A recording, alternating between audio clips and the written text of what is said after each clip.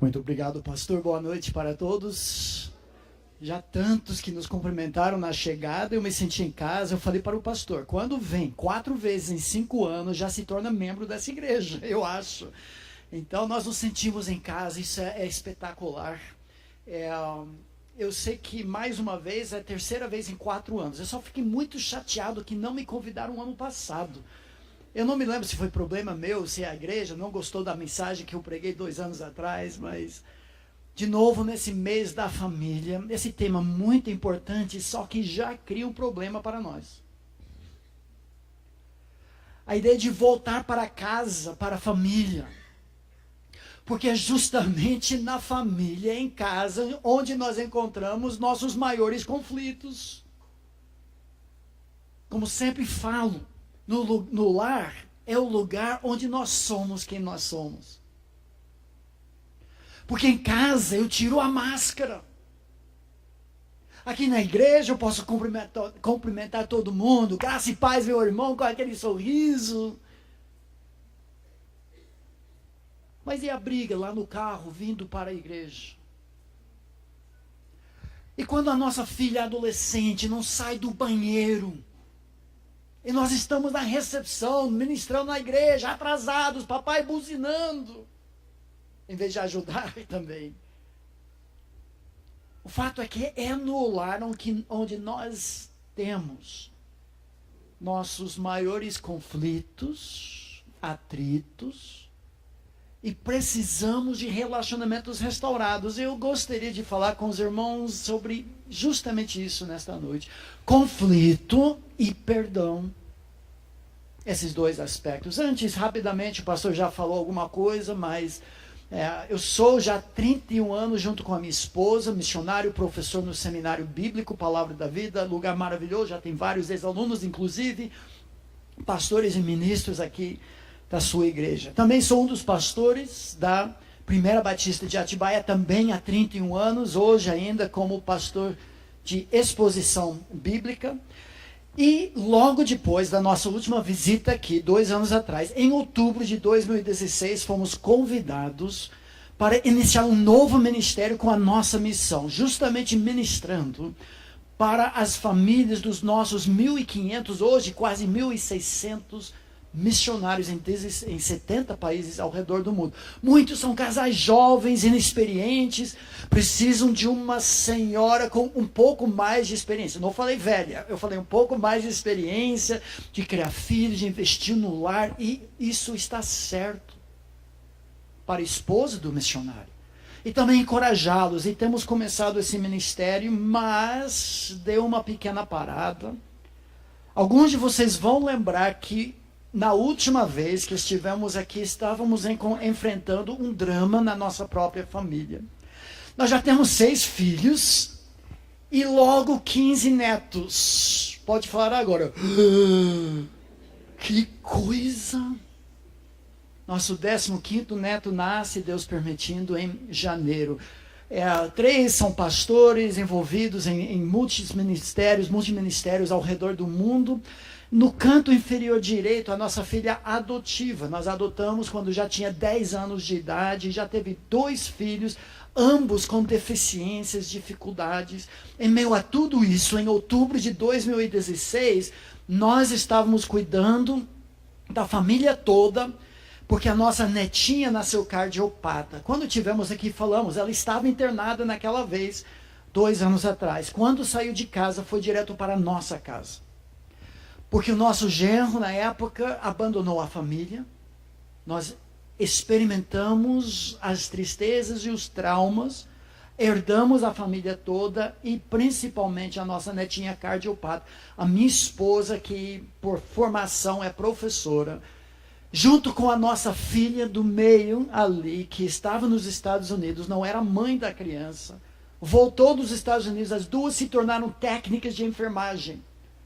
E há 2 anos estão cuidando da pequena Radassa. Nossa família hoje consiste, eu, a minha esposa, a nossa filha caçula, que casa o ano que vem, Deus permitindo, e a pequena Radassa.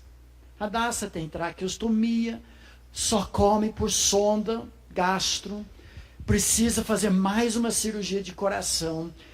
E hoje, agora mesmo, tem que ter enfermeira em casa cuidando dela, dando uma pequena folga para minha esposa estar junto comigo e com vocês. Então, se lembrar, pode orar muito pela pequena Radassa. Mas eu confesso, diante de tudo isso, nós precisamos, nesses últimos anos, viver mesmo o que eu quero transmitir para vocês. Isso vem do fundo do nosso coração. Porque o fato é que nós precisamos ver em nossos lares o que o profeta Malaquias fecha o Velho Testamento, capítulo 4, versículos 5 e 6, falando que debaixo do ministério do Messias, Jesus, seu precursor João Batista, chamado Elias no texto, que ele iria converter o coração dos pais aos filhos e dos filhos aos próprios pais.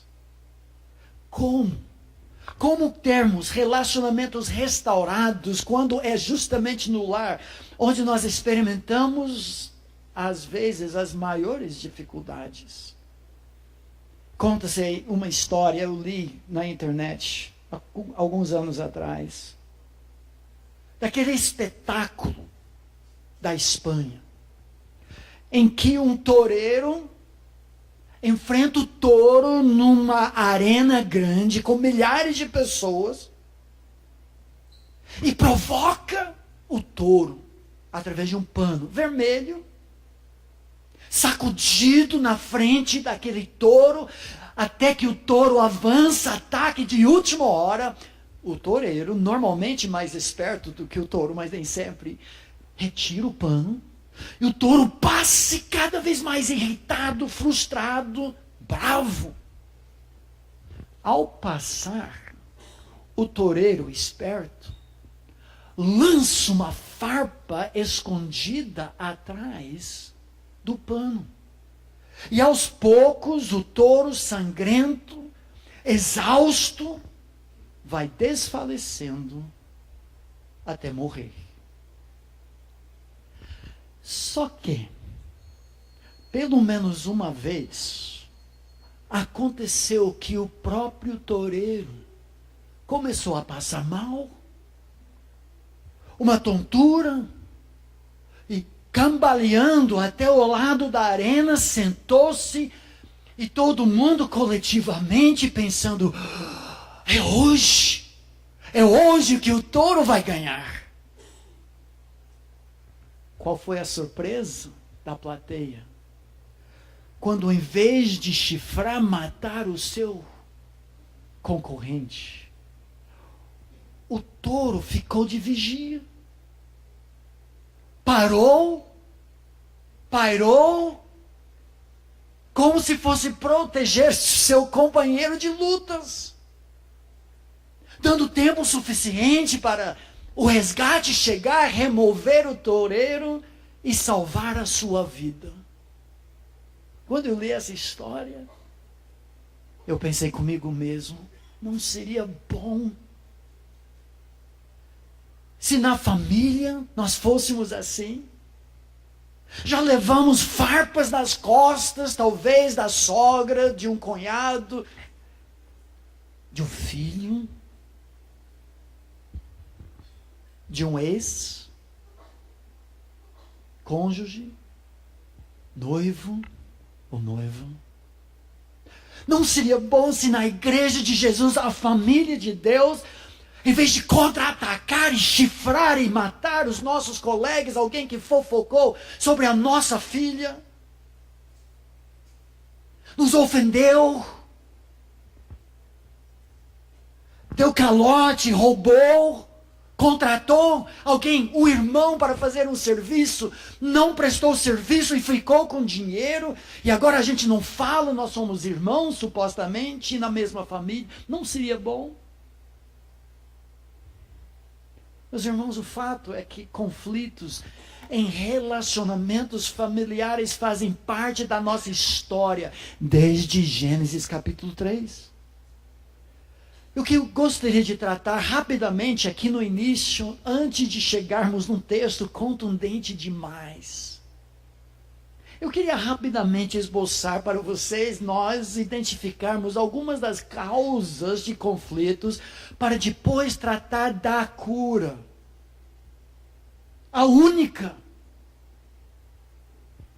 que é o Evangelho da paz. O Evangelho do perdão. É o único óleo que lubrifica a máquina da nossa família.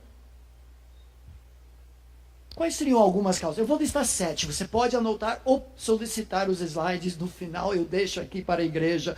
Primeiro lugar, algumas das causas do conflito familiar. Você casou-se com um pecador. Apareceu. Você casou-se e gerou pecadores. Nós somos que nem porco-espinhos. Imagina coabitando na mesma toca. Imagina como deve ser uma noite fria em Jacareí, São José dos Campos, ou pior, Atibaia. Campos do Jordão também. Aquela noite ou manhã que você sai de casa, respira, sopra, e aparece, a fumaça desaparece naquela toca. E você chega muito junto do seu colega, cônjuge, filhos, porco-espinho, só que ao chegar próximo, que é isso? Você me machucou? Quanto mais próximo você fica, mais alfinetadas você leva. Irmãos, é inevitável que nós machuquemos uns aos outros. Em casa. Mais em casa do que outro lugar. Você não é diferente. Casal recém-casado, saiu agora da lua de mel. Vocês vão se machucar. Primeira razão. Todos pecaram e carecem da glória de Deus. Segundo lugar, casamento une duas culturas diferentes. Nós reconhecemos isso. Uma das razões que nós recomendamos que os nossos filhos namorados passem tanto tempo na família do outro é para conhecer essa nova cultura da qual vai fazer parte e mesclar para fazer uma nova. São duas culturas diferentes, a maneira de celebrar aniversários, o que faz depois do culto no domingo à noite. Quem faz o que dentro de casa, papéis, o lugar de sentar na igreja, até isso, sua família sempre senta no mesmo bendito lugar. Só que quando casa, a família dele e dela não fica na frente, fica atrás, fica do lado, fica do outro lado. E já gera tensão. Primeira grande briga dos casais recém-casados, onde vai sentar na igreja? Terceiro lugar, essa aqui. Agora, eu e a minha esposa, chegamos dos Estados Unidos depois de um tempo fora, mas estamos há 6 semanas aqui. Já estamos lidando com 5, 6 casos de aconselhamento. E o denominador comum em todos, embora alguns envolvem adultério, outros atritos, é comunicação. Provérbios 18 diz que o tolo não tem maior prazer a não ser externar o seu interior. Eu não quero ouvir o que você está falando. Eu quero falar. Eu quero ter razão. Número 4. As finanças. Brigamos sobre dinheiro.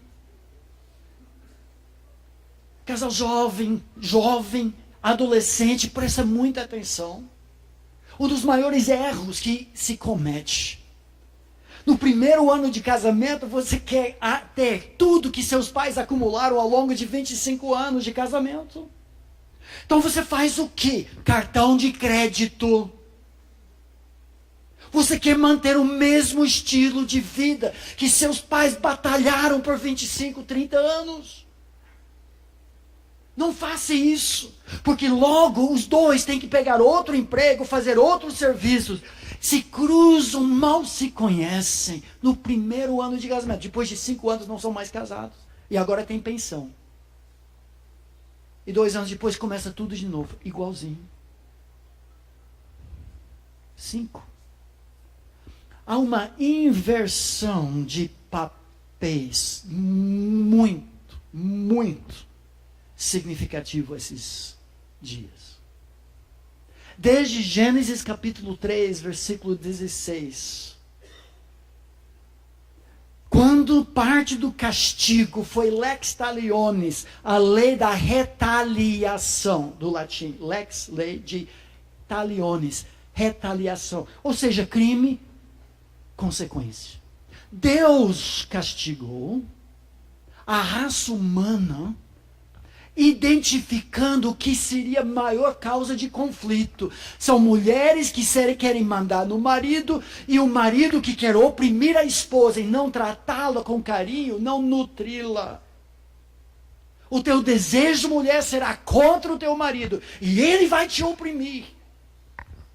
A quinta causa. Número 6. Não é só conjugar os cônjuges.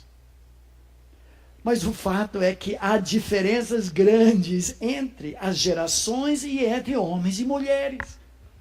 Não adianta o homem tentar decifrar a sua esposa, você não vai entendê-la por completo.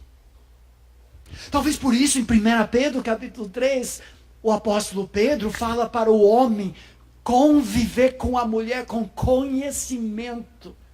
Ouvi falar de um pastor que justifica, um pastor batista em São Paulo, que justifica divórcios porque, afinal de contas, depois de alguns anos, vocês são diferentes.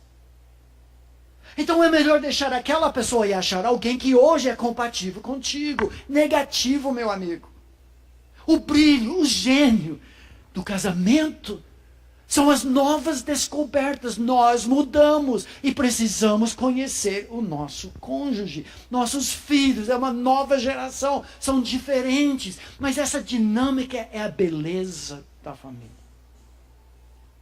E o último fator muito grande que causa conflitos. Nós somos, por natureza, idólatras, com desejos fortes que servimos. O livro de Tiago fala sobre isso. Tiago pergunta, talvez num contexto mais internacional também, falando de guerras e batalhas, e diz isso: de onde procedem guerras e contendas que há entre vós? De onde, senão dos prazeres que militam na vossa carne? Ele continua dizendo isso. Cobiçais e nada tendes, matais, invejais e nada podeis obter. Viveis a lutar e a fazer guerras, nada tendes. Porque não pedis, pedis e não recebeis, porque pedis mal, para esbanjardes em vossos prazeres. Talvez você pense, Davi, eu não sou idólatra. É idólatra, sim. O nosso coração, como disse o reformador João Calvino, é uma fábrica de ídolos. Eu posso traçar a história da minha vida só trocando os ídolos debaixo dos quais eu me curvava. O que acontece então em casa? Eu tenho minhas expectativas, meus desejos, meus alvos, meus sonhos. E ai da pessoa que entra na frente dos meus ídolos. Talvez você se identificou. Não com somente uma causa. Talvez várias. Meus amigos, esse é o mundo em que nós vivemos. A pergunta mais importante: o que fazer com esses conflitos? E aqui é a segunda parte da nossa mensagem. Eu quero trabalhar com vocês o Evangelho do perdão. 7, pelo menos, entre talvez muitas outras causas de conflito em casa onde as máscaras caem. Mas eu quero trabalhar um texto, que ao meu ver é o texto principal, que diz respeito como não resolver, mas lidar com conflitos no nosso lar. Abra sua Bíblia no livro de Mateus. O Evangelho de Mateus, capítulo 18. Mateus 18 É a quarta vez que Jesus fala sobre perdão dentro desse livro. As Boas Novas, segundo Mateus, um evangelho que tem uma perspectiva sobre a vida de Jesus rei. Mateus encara Jesus como sendo o rei, não somente dos judeus, mas do mundo inteiro. Em Mateus 5 nós encontramos o primeiro ensino. Não olha para Mateus 5 porque é só pano de fundo. Jesus começa a falar sobre perdão. O ensino dele sobre assuntos pesados como esse era como uma bomba com grande pavio. Jesus acendia, mas os discípulos não entendiam. Por isso ele contava histórias, parábolas, até finalmente eles entendiam.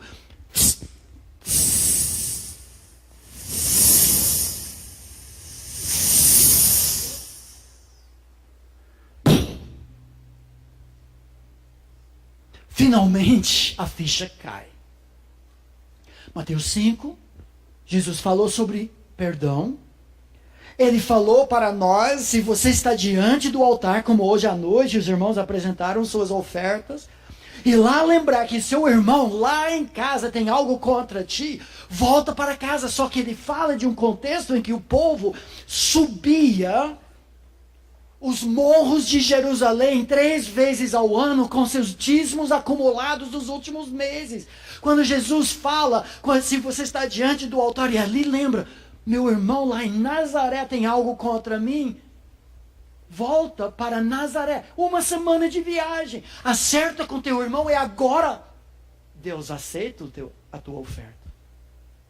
No próximo capítulo 6, Jesus falou pela segunda vez sobre perdão no Pai Nosso. Você lembra disso?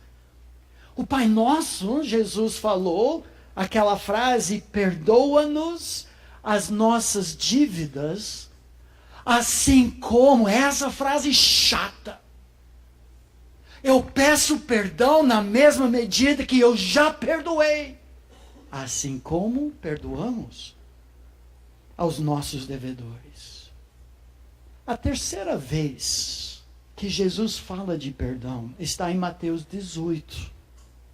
Ele conta uma história no capítulo 18, versículos 21 a 35, a parábola do servo que não perdoava ao seu irmão. E eu gostaria que nós olhássemos para essa história, para entender como o Rei Jesus quer que resolvamos os conflitos na igreja, mas também em casa. Começa no versículo 15 de Mateus 18, que diz assim, terceira vez que Jesus ensina sobre perdão.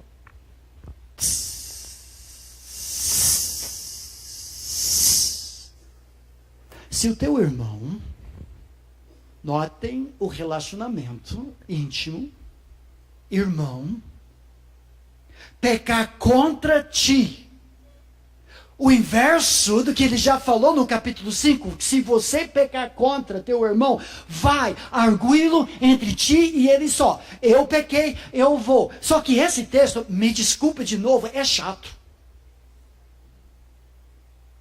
Porque nesse caso, o irmão pecou contra mim. E Jesus diz, cruze os seus braços, fique diante da televisão, assistindo os melhores gols da semana, até ele mandar um WhatsApp, ligar para você, ou chegar na sua casa pedir perdão. É isso que ele diz? Pela segunda vez, vai, eu tenho que ir. Arguí-lo entre ti e ele só. Se ele te ouvir, ganhaste a teu irmão. E agora os passos são os passos que nós entendemos como Jesus quer resolver conflito e pecado na família de Deus. Parece injusto, mas o que nós entendemos, no reino de Jesus, o óleo lubrificante do perdão é que faz a máquina funcionar. Precisamos perdoar e precisamos pedir perdão. Difícil isso. Tão difícil, mas agora, quando nós chegamos no versículo 21, nós encontramos uma história que Jesus conta. Em resposta a uma pergunta, ou talvez melhor a uma resposta, uma pergunta que Jesus não fez, do apóstolo Pedro, aquele que estava sempre na classe de escola bíblica dominical, com seu braço levantado. Oh, Jesus, eu. E Jesus, sabendo como Pedro muitas vezes fala abobrinha, chama Pedro. Versículo 21. Então Pedro, aproximando-se, lhe perguntou, Pedro para Jesus: Senhor, até quantas vezes meu irmão pecará contra mim? O que é isso? É o próprio contexto. É versículo 15. Se teu irmão pecar contra ti. Lembra aquela bomba?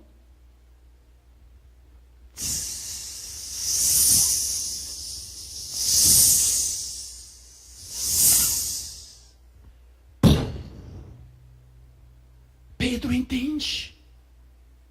Perdão é muito importante para o mestre. Agora ele quer aquela estrela dourada no peito, dado pelo professor da escola bíblica.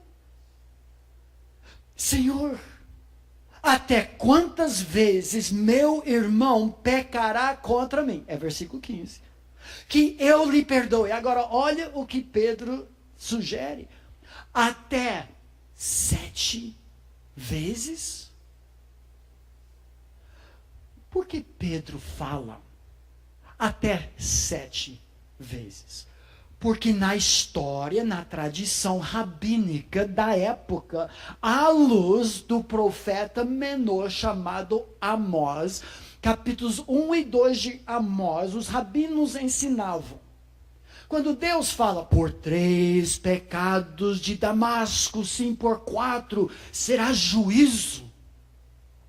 Por 3 pecados de Judá, disciplina. Por 3 pecados, sim, por 4 de Israel, exílio. Os rabinos ensinavam se o limite do perdão divino é 3 vezes e na 4ª vez, pau! Que nem o Batman da antiguidade. Eles ensinavam. O limite do nosso perdão é 3 vezes. Na 4ª vez você vai ver. Mas Pedro, absorvendo o ensino do mestre, dobra os 3, acrescenta mais 1, e fica com o peito esticado, estufado, esperando a estrelinha, ou talvez 2 do professor.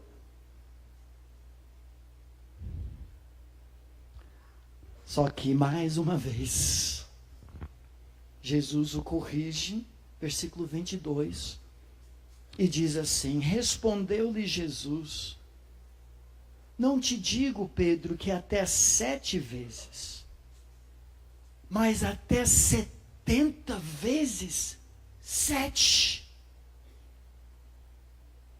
Última vez que eu verifiquei lá no meu celular, é mais de 400 vezes. 490 vezes, Jesus, que é isso? Entenda, irmão, que é uma forma de hipérbole, de exagero, mas que tem uma lição muito importante. Jesus não está dizendo para você começar a contar. A próxima vez, numa pelada, em que o irmão de Pedro, André, estava contra ele, e dá um chute na canela, e Pedro, dou-lhe uma, André. Na semana seguinte, os discípulos alugam aquele quadro de futsal. E agora da esquerda, dou-lhe 2. 40 anos depois, Pedro e André na praia.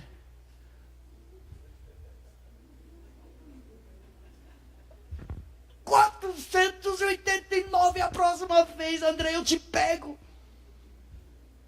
Não.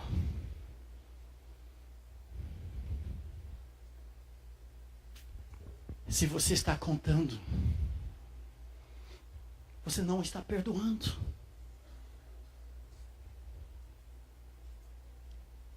Isso é muito difícil para nós. Por isso, Jesus conta uma história. A Bíblia é sim de histórias. Nós amamos histórias.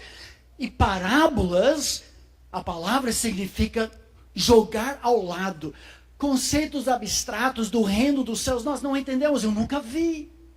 Então Jesus contava histórias, usando figuras, lições objetivas, analogias, alegorias, parábolas, para nós entendermos. Ele faz isso agora. Olha para a história que Jesus conta a partir do versículo 23.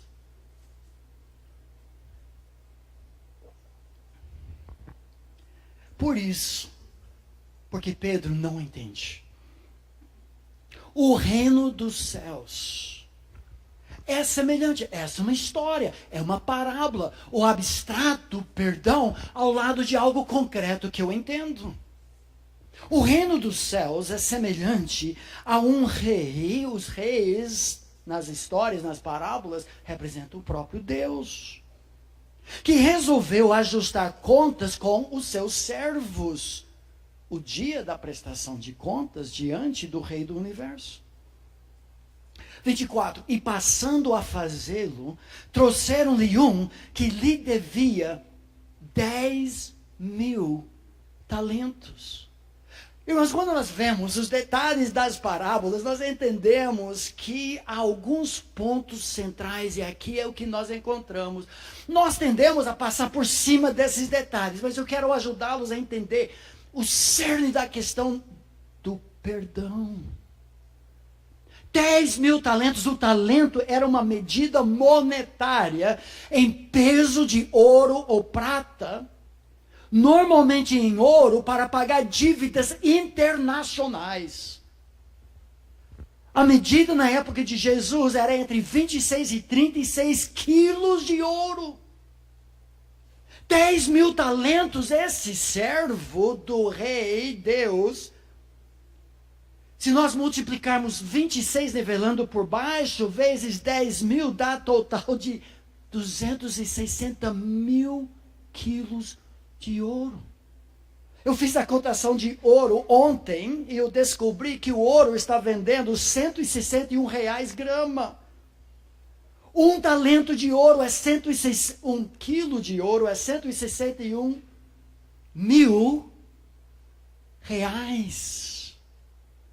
E se nós multiplicarmos 260.000 quilos por 160.000 reais por quilo, esse sujeito devia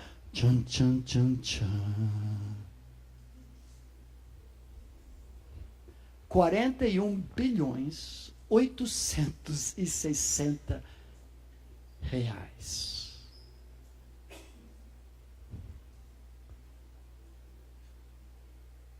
O que Jesus está dizendo? Talvez essa soma nós compreendamos um pouco. É grande, é muita grana, mas talvez não tanto. Deixa eu colocar isso em termos mais fáceis de nós entendermos. Para pagar uma dívida de 41 bilhões, quase 42 bilhões, sem falar em correção monetária, sem falar em juros, e se você ganhasse e poupasse todo o salário de 10.000 mês,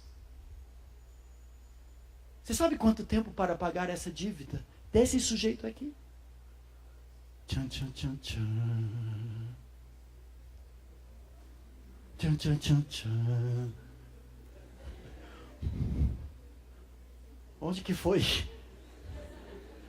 Tchan, tchan, tchan, tchan. Agora, 348.000 anos. 10.000 mês, sem juros, sem correção. O cara está frito. Desesperado. Como você paga uma dívida tão grande? Essa primeira lição dessa história, meus irmãos, é para nós aqui. E por alguma razão está travando aqui, justamente aqui. Pecado cria uma dívida totalmente impagável. Eu e você não temos como pagar essa dívida. Ok. Essa é a ideia de Jesus nesse texto. Eu sou o devedor. O Rei é gracioso, misericordioso. Meu pecado? Meu irmão, se nós não vivermos cientes do tamanho ofensa, de mesmo os chamados pecadinhos contra um Deus infinito, eterno, 3 vezes santo, um só pecado é suficiente para ele nos esmagar com a sua justa ira. Ele não muda. Deus é contra o pecado, é uma ofensa infinita contra o seu ser. Mas quantos pecados nós temos? A vergonha nos cobre. Vexame do nosso pecado. Será que eu fiz isso? Ok, tá bom.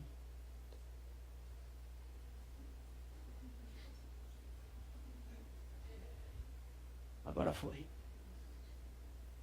Mas a história não termina. A situação do devedor nos versículos 25 e 26. Não tendo ele, porém, com que pagar, claro. Ordenou o Senhor, o Rei justo e santo, que fosse vendido ele. Alguém tem que pagar essa conta. Que fosse vendido ele, a mulher, os filhos. Notem como a família toda paga. E tudo quanto possuía, que a dívida fosse paga. Meu amigo, como? Ele vai passar uma eternidade pagando essa dívida. Longe do seu Senhor. Sua situação é totalmente desesperada. Ele reage dessa forma. Ele diz no versículo 26, então o servo, prostrando-se reverente, rogou. Notem as palavras dele. Sei paciente comigo e tudo te pagarei. Alô? Tá louco? Ele não faz ideia de quanto ele deve. Ele quase passa por cima. Ah, mas deixa essa vez passar, amanhã eu te pago tudo. Tudo como? Mas notem as palavras. Tenha misericórdia de mim, Deus. Piedade de mim. Compaixão de mim. E o rei, quando ele ouve essas palavras, eu não entendo isso, mas no versículo 27, desculpa, eu estou errando aqui. O rei é gracioso além da compreensão. Olha o versículo 27 na sua Bíblia. E o senhor daquele servo, compadecendo-se, mandou embora e perdoou-lhe a dívida. Que retrato, que analogia, que descrição da compaixão do nosso rei. Nossa dívida é enorme desde que nós começamos a pecar. Pensamentos, atitudes, palavras que machucaram, ofensas, traição contra nosso Deus. Mas quando ele ouve um pecador clamar por clemência pelos méritos do seu filho Jesus, que conta essa história, que pagou com seu próprio sangue a nossa dívida, o rei é movido por compaixão e ele perdoa tudo. Incompreensível, ele leva calote, mas ele perdoa. Versículos 28 a 31. A história tem esse aspecto fascinante, que diz assim: saindo, porém, aquele servo, encontrou um dos seus conservos, que lhe devia 100 denários. O denário foi o salário de um soldado romano da época, que não era classe baixa, não. Era o salário de um dia de trabalho. 100 denários, se fosse hoje, R$954, salário mínimo. No mínimo, nós estamos tratando hoje de R$9.540. Eu não sei sobre seu orçamento, mas eu sei para mim, para minha esposa, faz grande diferença R$10.000. Notem que Jesus não está dizendo, você foi traído pelo seu marido, deixa para lá. Seu filho jovem abandonou a fé e envergonhou você diante de toda a igreja. O que é isso? Seu cunhado entrou na justiça e levou a maior parte da herança da sua família. Mas esquece disso. Aquela mulher na igreja fofocou contra a sua filha adolescente. Mas essas coisas acontecem. Não. A dívida é real. Se esse meu irmão me deve 10 mil reais, eu vou atrás, eu preciso disso. Mas esse detalhe em comparação com aquilo que eu devo ou devia é insignificante. Jesus não está dizendo, você não é vítima, nada disso. Claro que nós somos. Pessoas nos machucam, pessoas nos traem. Pessoas nos desobedecem, pessoas nos machucam. Nós temos todos aqui nessa sala cicatrizes do pecado, das farpas que outros lançaram nas nossas costas. Mas, e aqui o ponto da história. Meu amigo, se você já abraçou o perdão do Rei, pelos méritos do seu Filho Jesus, que derramou seu sangue para pagar toda a sua dívida. Porque você clamou em algum momento, meu Deus, tenha misericórdia de mim pelos méritos do seu Filho. Jesus que morreu na cruz no meu lugar, ressuscitou no terceiro dia e mostrou que tudo foi pago. Por isso, meus irmãos, nós que estamos em Cristo, o apóstolo Paulo diz em Romanos 8, não há condenação para quem está em Cristo Jesus. Você nunca prestará contas do seu pecado diante do trono da justiça de Deus se você está em Cristo, porque só se paga uma vez pelo mesmo crime. Amém? Os atos mais vergonhosos da sua vida, que você tem medo até hoje de expor para pessoas, nunca serão mostrados para toda a humanidade diante do trono da graça. Suas obras, sim, vão ser trabalhadas, passarão pelo fogo como crente em Cristo Jesus. Mas o seu pecado não. Por quê? Porque você foi perdoado. Não há condenação. E aqui o ponto da história, meus irmãos, todos esses fatores que levam para conflito, cicatrizes, farpas nas costas, em comparação com o meu pecado, a minha traição, do meu rei, são insignificantes. Por isso, eu preciso perdoar. Se eu não compreender o tamanho da minha dívida, diante do meu rei, eu vou superestimar a sua para comigo. Eu vou falar palavras que eu espero que nunca saiam da sua boca, nem entrem na sua cabeça. Eu nunca te perdoarei. Porque, meus irmãos e amigos, a lição dessa história é que grande graça recebida requer grande graciosidade concedida. Perdão é sobrenatural. Conflitos de culturas familiares, conflitos de papel, comunicação falha, discussões sobre dinheiro, diferenças de idade de homens e de mulheres e os ídolos do nosso coração. A única solução é pedir e conceder o perdão. A história termina de uma forma difícil, confesso. Versículo 28, voltando. Saindo, porém, aquele servo encontrou um dos seus conservos que lhe devia 100 denários e, agarrando-o, o sufocava, dizendo: paga-me o que me deves. Que é isso?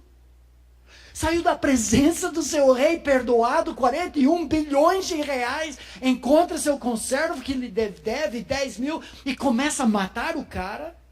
Então, o seu conservo caindo-lhe aos pés, lhe implorava: "Sei paciente comigo e te pagarei." Ele fala as mesmas palavras do outro, só que menos arrogante. Ele não fala: "Em tudo te pagarei", como se fosse amanhã. Reconhece, o 10 mil reais é muita coisa, mas eu vou te pagar, mas por favor, mostra misericórdia. Ele, entretanto, versículo 30, não quis. Que é isso? Antes, indo-se, o lançou na prisão, até que saldasse a dívida. Como vai fazer isso? Como paga a dívida da cadeia? Pior ainda, é um conservo, ele serve ao mesmo rei. Agora o rei já pagou a conta de 42 bilhões e perdeu um dos seus melhores conservos. Que ingratidão! Que falta de misericórdia! Vendo seus companheiros o que se havia passado, entristeceram-se muito e foram relatar ao seu senhor tudo o que acontecera. Mas notem como a história termina. Então seu senhor, chamando-o, lhe disse: "Servo malvado, perdoei-te aquela dívida toda, porque me suplicaste." Ele nunca nega o perdão, ele não pega de volta: "Agora você não perdoa, eu não perdoo também." Não, ele não fala isso. Eu perdoei tudo, mas ele diz: agora você tem uma responsabilidade. Não devias tu igualmente compadecer-te do teu conservo, como também eu me compadeci de ti? Ou seja, você não tinha agora o dever, a dívida de pagar, de perdoar como foi perdoado? E indignando-se o seu senhor, o entregou aos torturadores, até que lhe pagasse toda a dívida. Pastor Davi, eu não estou entendendo nada. Falou que perdoou, mas agora que não perdoou. Não diz que não perdoou. Falou que agora ele vai sofrer torturas até pagar a dívida. Que dívida? Não 42 bilhões. Não devias tu perdoar? A dívida dos perdoados é perdoar. E quem vai sofrer tortura pela falta de perdão como filho do rei? Somos nós. Nós que tomamos o veneno das mágoas, cruzamos os braços e esperamos nosso inimigo morrer. Só que não morre. Quem morre é você. Uma vida de tortura. Assim também meu Pai Celeste vos fará, se do íntimo não perdoardes cada um a seu irmão. A dívida dos perdoados não é penitência, não é indulgência, não são boas obras, não é tentar provar para Deus: fez um bom negócio quando me escalou no time celestial. Nada disso, você não pode fazer isso.